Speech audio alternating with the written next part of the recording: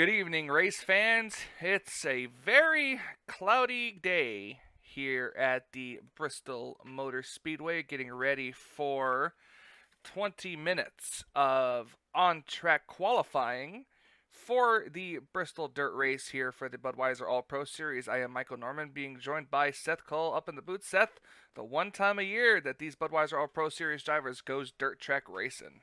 Yeah, and there's a handful of drivers in the field that love it when they're not racing on asphalt. They're very at home, very comfortable on the dirt. So you got to think that they have this circled on the calendar, an opportunity to be able to go to victory lane, maybe lock off a playoff spot. I mean, the last time that we were here at Bristol Dirt, though, as I'm sure you'll remember, we had I don't want to say an unexpected finish. It was just a finish where you just kind of stopped and thought to yourself after the checkered flag waved, like, what the heck happened? We might be in for something like that again here this year. Yeah, that's true. Different kind of format for the race this year. It's gonna be treated kind of like the Daytona 500 in a way. You're gonna have these 20 minutes of qualifying are gonna be specifically to set which heat race you're gonna be a part of, heat one or heat number two. Now in these heat races, it's pretty much like the twin dual 150 races that you see at Daytona. The finishing order of the heat races will be the starting row for you in either the outside lane or the inside lane. So I'm gonna be set. honest with you. I think I'd want to be in the first heat. I was gonna say I would think so too, but then we ask you this question. We've seen dirt track, especially Bristol, be either a high line racetrack even with dirt. As a driver, you said you want to be in the first race, but what about the outside lane? Well, okay, so the reason that I'd want to be in that first heat, regardless of the fact that there's the outside line there, is because the track's going to get rubbered in. When you go out there in the first heat, you've got the optimal conditions for grip. The track is going to get rubbered in after the first heat is complete. And granted, the crews here at Bristol Motor Speedway, they do a great job of making sure that, they go out there, they groom the racetrack as best they can. So that way the drivers in the second heat have at least something grip wise to be able to work with. But it's not going to be the same. It's not going to be like it was when they groomed the racetrack before the first heat. So I honestly think that if you're looking for that optimal opportunity, if maybe you didn't exactly have the best of an effort here in this practice session in preparation for where you're going to start in the upcoming heat races, be able to start in heat one is your best opportunity to find grip, find a different lane, and be able to make your way forward to have a better lineup in the later on main event. Well, that's very true as well. But you also got to think about this too. Dirt track racing, out there, it's already a slick racetrack as it is. You got to see whether or not you're going to be good, and not going to really see tires come into much of a play here. But my question is this: when we come to dirt track racing, visibility is always a big issue. And that's one thing when we came on the air, you were talking about the fact that it's cloudy conditions. So, you would think that that would help cut down the haze of the dust that's being kicked up, but those clouds only rolled in about a half hour ago, so this track was baking. And that's why you can see these dust clouds being kicked up, despite the fact a lot of moisture was put into the track. A lot of it was evaporated out with the sun beating down. So, yeah, to your point, track positions could be very important because of that visibility factor. Oh, And it is a it World just seems like it's Championship getting track, a. it's a short track, so if you're a leader, you might end up catching some lap cars, and then you've got to deal with the visibility problem. It just seems like it's getting worse out there, especially when these cars get up to the higher lanes, like the part that's not really grooved. You can see how like the dirt on the very outside lane there is. Let's talk about our current front row right now. That's Charlie Buxton in the 51 and Daniel Voiles, who actually just moved up into second place here with the 16.94. Oh, never mind. Kyle Matthews just jumped up to second on the board with a 16.93. Kind of close times. I lied. Now it's Trent. Now it's Trent Dunham. You might as well quit while you're behind. Yeah, it's just gonna keep changing. It's Orland to the top. Yeah, you just. I think honestly, I think you're going to see in like maybe these next 5 minutes, you're going to see drivers continually hop up there into the top five in speeds. When we get later on and the track is rubbered in, that's when the speeds are going to start tapering Ooh, off. RJ It's gonna be Bishop. very difficult for drivers to be able to improve on their lap times. So it's kind of right now, I think, just kind of a sit back, watch, keep your eye on that ticker up on the top right. Yeah, we keep an eye here on RJ Bishop, who actually did just move up to the top of the board. And remember I mentioned that there are drivers that have this racetrack the only time we're going onto a dirt surface circled? RJ Bishop is one of those drivers. As a matter of fact, in real life actually had a racing career where he raced on local short dirt tracks. So not surprised to see that 12 car at the top of the board. Absolutely, and just look at these times getting faster and faster. You know, I would say it's basically breaking the fourth wall here. I would say it's basically because of AI, but I got out on this racetrack and did a couple of test laps just to see, and I can run a 14. So these guys are pretty slow compared. These guys are pretty slow compared to what I can run. Here's the difference between you and AI. You have the guts to send it. AI is like, I don't know if I can do that or not. I don't know. Based on some of the races I've had recently, not just this season. I beg to differ on that. Well, here's another thing though too that I've noticed: the AI don't have the skew in the back, where you really need to have the back end swing out to be able to get the nose pointed, whether you're coming off of turn 2 or off of turn 4. So with that not being a factor for the AI car's ability as well, I think that scrubbed off some speed. Let's just say for a moment we saw Trent Dunham at the top of the board, but he fell 10 spots. Now he's 11th. Gosh, that happened in what, like 30 seconds? Pretty much, yeah. Nathan Orman's now up there, I noticed, and actually Oh, both look, of the and Rick Ware cars are actually running well. We had Charlie Buxton up there for a moment, and now you got Charles Belding, who jumped up to 4th in the 15. Both of the RWR cars in this practice session. But that's not uncommon. I mean, even in real life, when the RWR cars ran pretty good at the dirt track. Yeah. RJ, look at the lap times. He's just consistently getting faster. Oh, he just kind of kicked Dylan up to the very outside lane there.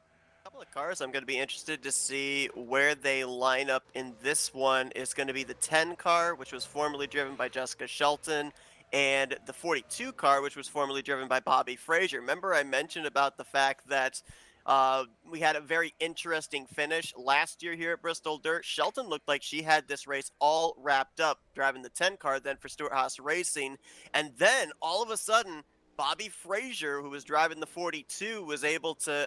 I think it was Shelton had to pit in the closing stages, and Frazier. No, they all had to pit, and somehow Frazier was able to get out ahead to take. Yeah. Either that or he took the checkered flag. I think he took the checkered flag on pit road. Like I think he had to pit on his pit was on the back straightaway, and he had to go around to the front straightaway to get back out on the racetrack, and he crossed the checkered flag on pit road. So Shelton's now over, obviously, with Joe Gibbs Racing in the 20, and Bobby Frazier, I do not believe, is in the series No, anymore. he's not. Yeah, he was unable to find secure. Both those cars with different drivers this year. It'll be interesting to see if they enter into the conversation for the victory again here, one season removed. Hey, also real quick, as we see Carson coming to pit road, look at the time difference between first and second place. Yeah, that's huge, right? We're talking about 1.5 tenths of a second, and when it comes to dirt track racing, it's an awful lot like super speedway racing in terms of usually how close lap times are. A lot of times it comes down to thousandths or sometimes even 10,000ths of a second between drivers' lap times when we're under a green flag run. But yeah, that's huge. 1.5 tenths RJ Bishop over Kyle Matthews right now. Yeah, absolutely. That's gonna actually be really insane as Kyle Matthews, we're looking at him right now, goes to the inside of the 42.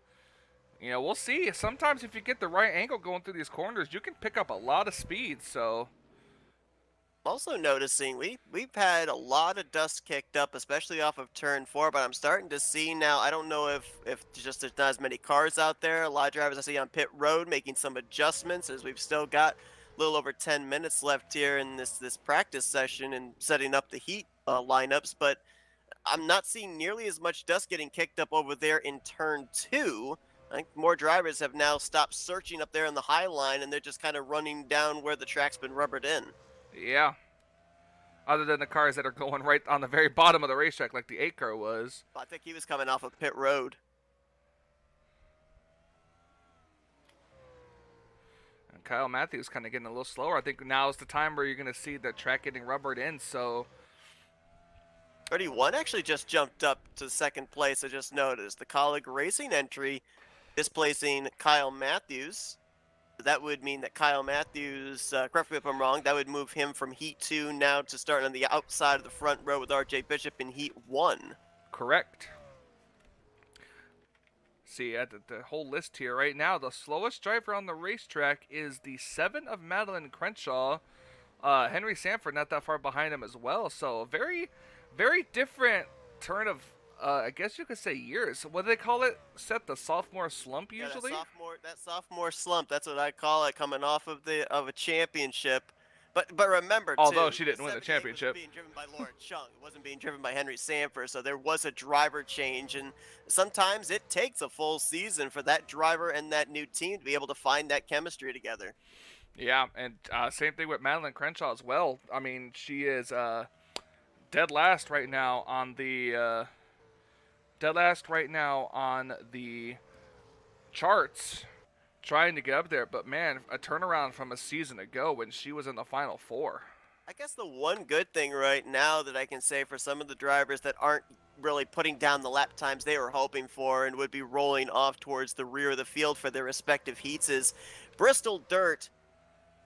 Up at the front, it is a track position type race, but there really is the ability to make passes through the center and rear of the field. So, yeah, they're going to be starting in the rear, but they are going to have the opportunity to advance forward and better their position once we eventually get to the main event race. So it's not necessarily a kind of a thing where you throw up your hands and say, well, we're in trouble. We're going to start at the rear of the field. We might as well just try and survive. But no, I think that we're going to see some drivers be able to make some leaps and bounds in terms of where they would have started as opposed to where they do start for the main event in those heats.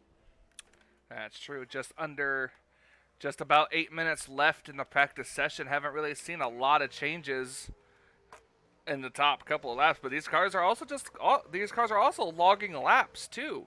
So, you know, We did actually just have a change. 5th place now, the 11 jumping up there, Laura Chung in that Toyota Camry. I believe she is Laura Chung got her first ever career win driving the 78 2 seasons ago here at this racetrack. Well, there you go.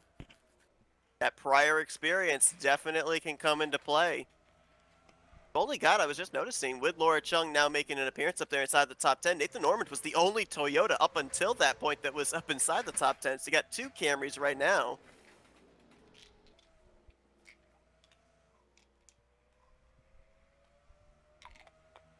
I don't think anybody's going to get that lap time of RJ Bishop. Probably not. Honestly, I think that right now your top 3 are pretty safe.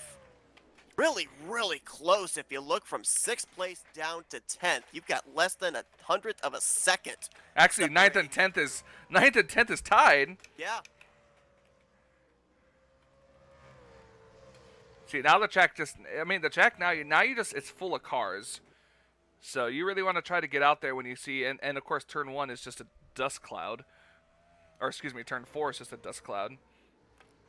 And I would have normally said that, you know, the first few drivers out onto the racetrack would have reaped the benefits of the fastest lap times, but RJ Bishop didn't set that 16.689 until, what was it, about almost 10 minutes into the session. So the track would have been congested at that point in time. Absolutely. This is always a good camera angle right here. Get to see Colossus hanging there above this world's, we'll call it the dirtiest half mile here this weekend. Just look at the difference in dust clouds between like turns 4 and 2. Yeah, turn 4. I don't know what it is with turn 4. There must be some. I don't know if maybe there's more run up off of turn 4 onto the straightaway, so it puts you up into where that looser dirt would be to kick up that dust. Maybe a little bit more lack of grip over there off of turn 4, but yeah, it's a lot dustier and has been this entire practice session over off the final corner than it has off of turn 2. Which is always interesting because it seems like it happens right at the start of the straightaway section before you head off into turn number 1. Got some last minute shots up here, closing on 5 minutes. Zachary Fitzwater just jumped up to 7th. Dylan Young jumped up to 9th place. Yep, and it's still very close in times from 4th on back. Who was in that tie? Daniel Voiles and the 38, I think. And just like that, I think they were in a tie for 8th, and now they're in a tie for 11th. Yep. Yeah, this is why it's always good. You know, they're out there. This is like a mix of practice and qualifying. I mean, right? Yeah, yeah. You know, they're out there throwing laps, getting laps in, trying to, and but just and wherever they put on the board is what heat they're going to get divided into. That's what brings up the big question, right? What are they doing right now? Are they out there trying to get the best possible lap time to try and determine where they're going to start in their respective heats? Or are they out there just for a practice session, trying to figure out what their car does on the long run in preparation for the main event? I think we've got split agendas here in this session. I don't. I mean, to be fair, RJ, I think he was just out there to practice. Yeah, he might have been. He's just naturally fast. He's just like, yeah, guys, I'm here to practice. Don't expect anything nice. And he runs out there and runs almost a tenth faster than everybody else. I'll tell you, someone else who's getting faster, Dylan Young. He was 9th on the board. He just jumped up another 3 spots to 6th with a 16.834. So, Bristol Motor Speedway, whether it's asphalt or dirt covered, it's not necessarily always known for long green flag runs, but sometimes they can surprise you. And if Dylan Young is getting faster the longer this session goes on, if we do end up having that long green flag run in the main event, keep your eyes on the 2 car. Mm-hmm. Absolutely. But still, no one able. I mean, his teammate's the fastest car on the racetrack, so he's probably going to go to him and ask for pointers. Yeah, I was just actually noticing the fact that, yeah, to your point, you got 2 of the Penske cars up here inside of the top 6, and then you got 2 of the Collins. Fitzwater! Fitzwater, wow!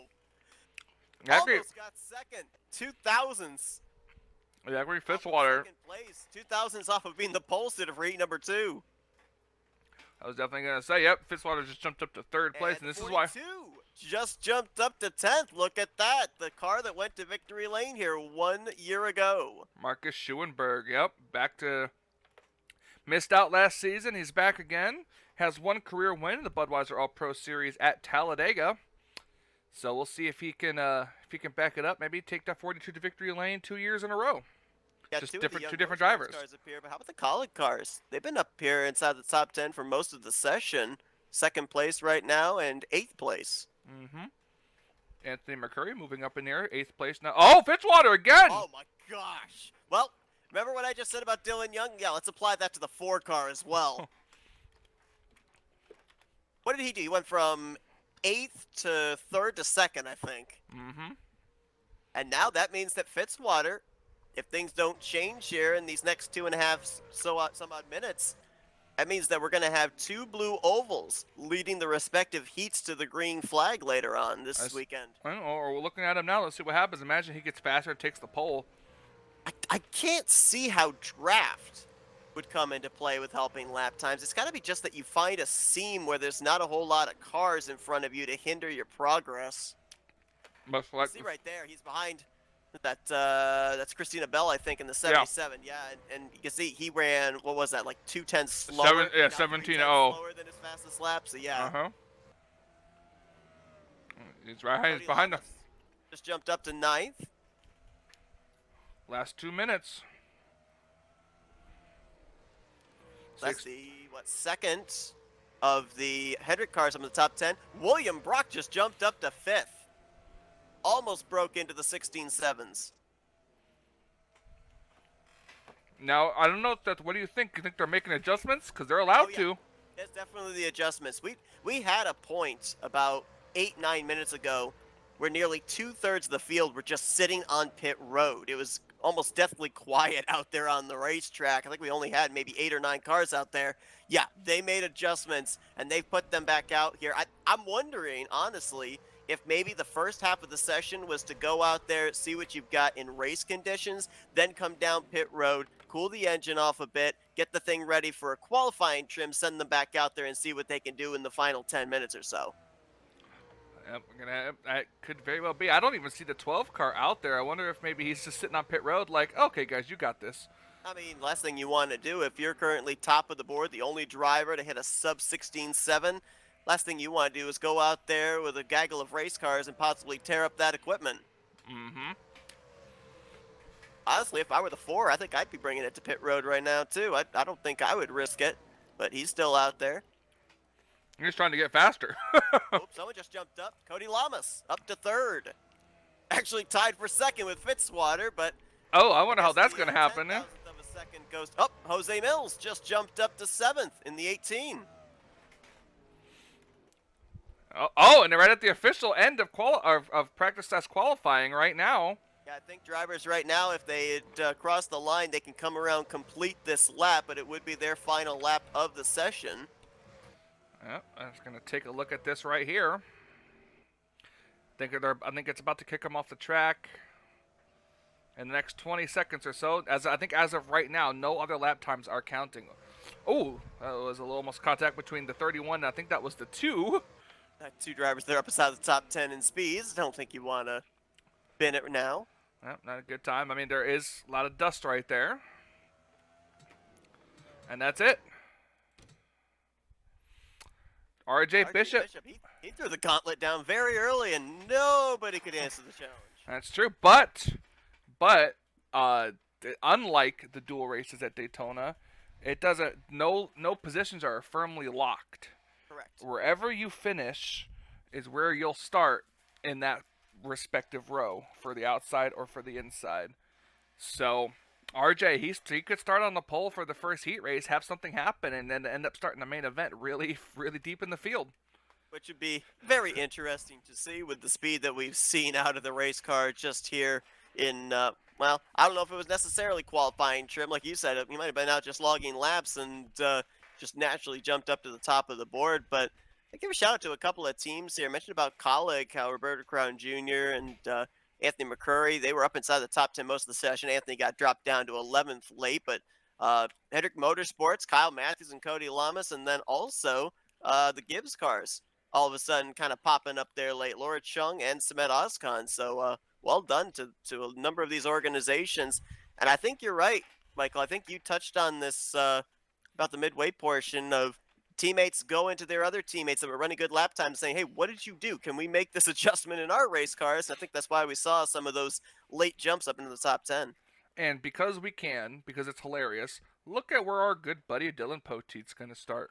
Yeah, I actually noticed that Matt McIntyre, former winner this season, by the way, he was up there close to the top 10 in 12th. And I thought, well, I guess the RFK cars are doing well. And then I noticed that Dylan was down there in 35th.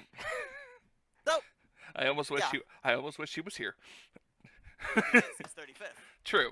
He's here in 35th. He's I almost meant he was up in the booth with us because I'd love to hear him try to defend himself for that. I'm glad that he's frozen in there and we're out here. He's 35th and he's in there. But my question is, where's the caveman? My question is, where's the speed? Matt McIntyre's obviously got it. Where's his? Right, exactly. All right, Seth, thank you for joining me. I know you got to rush out of here, get some last-minute adjustments in before the heat races. So thanks for being up here, and good luck out there. Absolutely. Appreciate it. It was a lot of fun to watch this. Looking forward to the rest of this weekend. All right. We'll see you guys for the heat races later on.